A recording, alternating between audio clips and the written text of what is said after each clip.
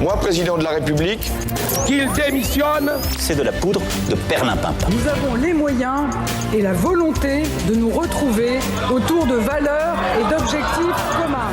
Hémicycle. Et une nouvelle chroniqueuse dans le Grand Journal. On est très heureux et honoré qu'elle nous rejoigne désormais tous les jeudis après-midi sur Radio J. Bonjour Arlette Chabot. Bonjour à vous tous. Et merci d'être avec nous. Nouvelle journée de mobilisation aujourd'hui contre le projet de réforme des retraites du gouvernement, avec une particularité. Philippe Martinez de la CGT et Laurent Berger de la CFDT ne défileront pas à Paris mais à Albi dans le Tarn. Pourquoi ça n'est pas un détail, Arlette Chabot ? Non, c'est pas un détail parce qu'au fond, on a bien remarqué depuis le début de la mobilisation qu'elle était très forte justement, cette mobilisation, dans les petites villes, ce qu'on appelle les sous-préfectures, voire dans la France périphérique. Alors Albi, c'est la patrie de Jaurès. C'est pas un hasard, mais il y avait samedi dernier, par exemple, 40 000 manifestants dans les rues d'Albi. Vous imaginez, c'est un événement. Ça explique aussi, ou ça illustre plutôt, la volonté des syndicats de coller à l'opinion, de coller aux Français. C'est l'un de leurs objectifs, ne pas emmerder les Français pour l'instant avec des débrayages qui les auraient empêchés de partir en vacances. C'est très important. Les vacances, on l'a vu samedi dernier. C'est aussi organiser effectivement un jour de non-travail pour que des salariés ne perdent pas une journée de salaire. On en est quand même au 5e jour de mobilisation. Et pour l'instant, on peut dire que les syndicats ont marqué des points depuis le début. D'abord parce qu'ils restent unis. Ils fonctionnent bien, le tandem Berger-Martinez. On connaît les différences d'approche entre les deux syndicats, les différences qu'ils ne nient pas d'ailleurs entre le secrétaire général de la CGT et de la CFDT. Mais là, ils marchent, c'est le cas de le dire, du même pas. Et tous les leaders, encore une fois, syndicaux aujourd'hui à Albi, journée intermédiaire, puisque au fond, ils entretiennent un peu la flamme de la contestation. Le grand rendez-vous, ce sera le 7 mars. Et là, on changera un peu les formes d'action. On ira sans doute vers des mouvements beaucoup plus durs. Une mobilisation dans la rue qui se conjugue avec une bataille toujours tendue à l'Assemblée nationale où règne la confusion la plus totale. Dernier coup de théâtre hier, le dépôt d'une motion de censure contre le gouvernement par les députés du Rassemblement national. Arlette Chabot, quelle est la stratégie de Marine Le Pen qui a dit ce matin vouloir faire de cette motion un référendum parlementaire? Oui, ça c'est une expression très nouvelle, un référendum parlementaire. On se souvient que le RN aurait voulu évidemment que une motion référendaire et que les Français se prononcent directement. La stratégie du RN est toujours la même. Les députés sont sages, attentifs, ne font pas de bruit, travaillent pas assez, disent leurs adversaires. Ils ont assez peu déposé, par exemple, d'amendements contre cette réforme des retraites à laquelle ils s'opposent évidemment. Ils en ont moins déposé que le groupe macroniste Renaissance, vous voyez.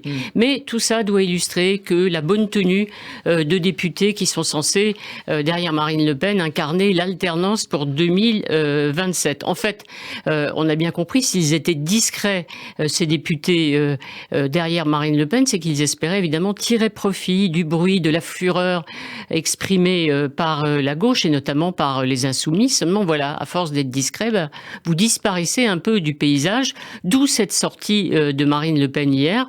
Pourquoi ? Parce que dans la bataille, la rivalité avec Jean-Luc Mélenchon, justement sur qui incarne le mieux l'opposition, eh bien on l'a vu, édito dans la presse, sondage aussi, qui démontre aujourd'hui que les opposants à Emmanuel Macron dans le combat contre la réforme des retraites, eh bien c'est la gauche avec en tête les Insoumis, même et en dépit d'eux, leurs incartades à l'Assemblée. D'où cette initiative de Marine Le Pen. C'est un coup politique, tout le monde le dit, et c'est vrai. Pourquoi ? Parce qu'elle sait parfaitement, Marine Le Pen, que cette motion de censure qui sera discutée quand ? Demain, peut-être d'ailleurs, cette motion de censure ne sera pas votée parce que tous les élus de gauche refusent systématiquement de mêler leur voix à celle, évidemment, du Rassemblement national. Mais c'est une manière de réexister. Arlette Chabot, il restait cet après-midi, en début d'après-midi plutôt, environ 1100 amendements avant d'arriver au fameux article 7 qui acte le passage de l'acte légal du départ à la retraite à 64 ans.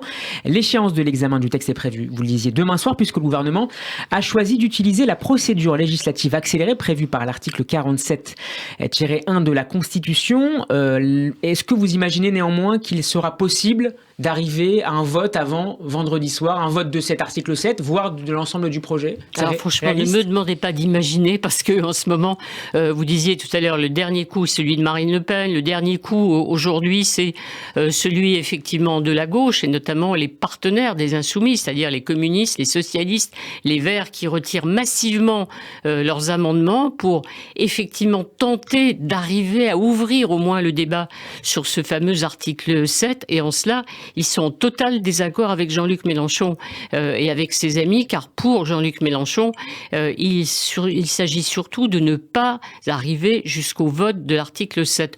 Pourquoi ? Parce que si jamais cet article était adopté, c'est-à-dire s'il était adopté en séance le report de l'âge de départ à 64 ans, eh bien la crainte des Insoumis, c'est la démobilisation dans la rue, la fin de la lutte sociale, et ça, il n'en veut à aucun prix Jean-Luc Mélenchon. Donc on va voir comment se déroule le débat dans les heures qui viennent. Il faut y arriver quand même à l'article 7. On est à peine à l'article 3. Donc il faut y arriver, ça n'est pas certain. Et d'ailleurs, au fond, qui a vraiment envie de ce vote ? On va essayer de sortir peut-être des hypocrisies. Il y a la stratégie de la gauche, il y a la stratégie des Insoumis, différentes.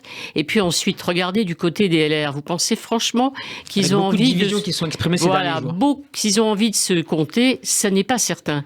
Le premier amendement à l'article 7, c'est justement l'annulation de ce report de l'âge de départ à la retraite. Et il est signé par 10 députés républicains. Donc vous imaginez qu'il y a du trouble à droite, bien évidemment. Il y a des troubles aussi dans tous les groupes de la majorité. Et donc, si on est très honnête, qui a peur de l'article 7 ? Ils sont nombreux dans les rangs de l'opposition et de la majorité aujourd'hui. Jean-Luc Mélenchon, pour terminer, Arlette Chabot, a épinglé ce midi Emmanuel Macron, plus absent que jamais, qui n'entend rien, ne comprend rien, fin de citation. Est-ce qu'on peut envisager qu'Emmanuel Macron prenne la parole dans les prochains jours ? Alors sûrement pas avant la fin du débat à l'Assemblée. La semaine prochaine est une semaine de vacances parlementaires avant que le texte, s'il n'est pas voté d'une manière ou d'une autre à l'Assemblée, ça sera déjà jamais vu. Mais en tout cas, la semaine prochaine, ça sera une semaine où, malgré l'actualité internationale très forte, un an de guerre en Ukraine, le président pourrait intervenir. Ça ne veut pas dire qu'il soit resté silencieux. Il s'est exprimé il y a 8 jours pour demander aux syndicats d'être responsables. Ils le sont responsables. Cette intervention a déjà beaucoup fâché, notamment Laurent Berger. Et hier, pendant le Conseil des ministres, là, il a ciblé les oppositions en disant qu'elles avaient perdu la boussole. Elles sont déboussolées. Vous voyez, donc le président n'est jamais tendre avec ses adversaires, bien évidemment. Il y a une crainte quand même, c'est que si le président s'exprime, on voit dans quel sens effectivement il interviendrait, au fond, il remettrait peut-être un jeton dans la machine à contestation, et ce n'est pas sûr qu'il ramène beaucoup l'opinion vers lui. Merci beaucoup Arlette Chabot d'avoir été avec nous. On peut réécouter votre intervention en podcast sur radioj.fr et sur notre page YouTube. Nous serons demain en compagnie d'Yves Tréhard du Figaro. À jeudi prochain. À jeudi, j'espère.